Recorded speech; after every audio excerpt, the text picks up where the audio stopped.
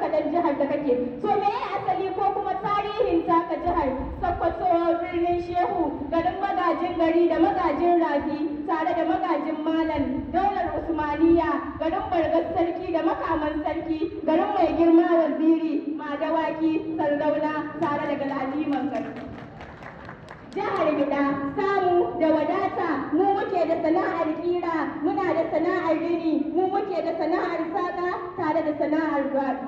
Shin in ban da Sokoto, wanda min wata jiha ta addoki da ƙofofin tarihi har guda 7, ƙofar Dundaye, ƙofar Kaɗe, ƙofar Aliyu Jodi, ƙofar Kware, ƙofar Marke tare da ƙofar Tarauniya.